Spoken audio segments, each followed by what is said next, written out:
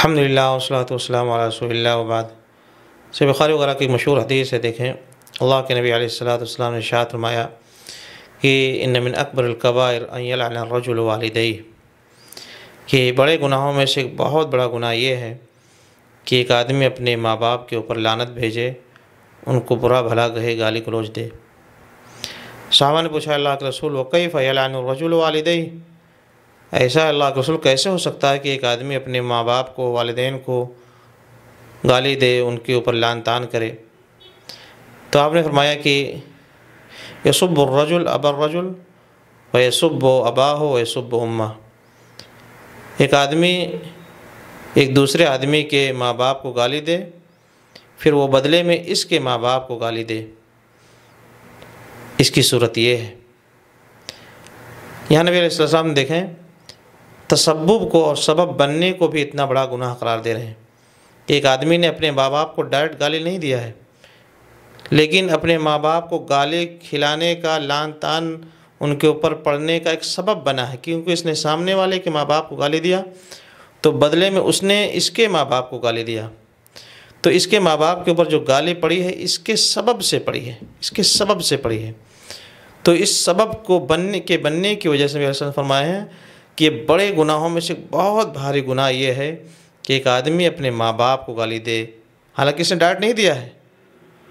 لیکن یہ سبب بن گیا ہے، اس نے گالی دیا دوسرے کے ماں باپ کو تو اس دوسرے نے اس کے ماں باپ کو بدلے میں گالی دے دیا، اور یہ کیا ہے؟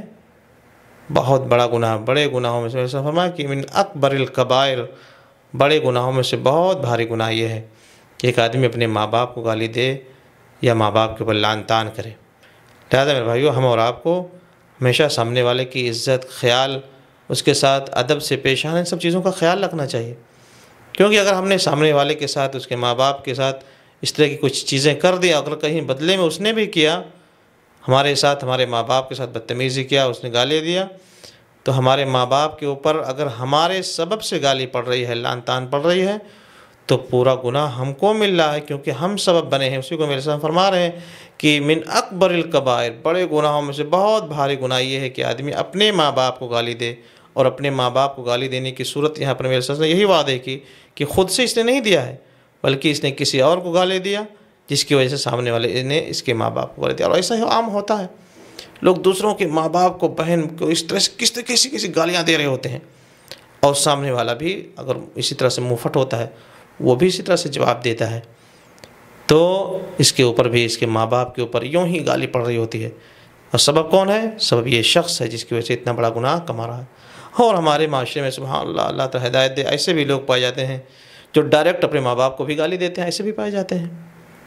تو یہ تو اور بڑی بات ہو گئی۔ لہٰذا ہمیں چاہیے کہ ان سب چیزوں کے تعلق سے متنبہ رہیں، اور یہ بہت بڑا گناہ ہے، اس سے بچنے کی کوشش کریں، کسی کو گالی والی نہ دیں۔ اگر یاد رکھیں گالی دے دیا آپ نے کسی کے ماں باپ کو،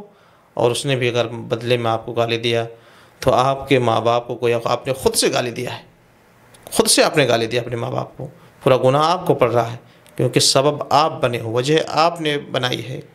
اللہ تعالیٰ ہم تمام لوگوں کو سمجھ دے اور اس طرح کی غلط حرکتوں سے بچنے کی توفیق عطا فرمائے، آمین۔ وصلی اللہ وسلم علی نبی۔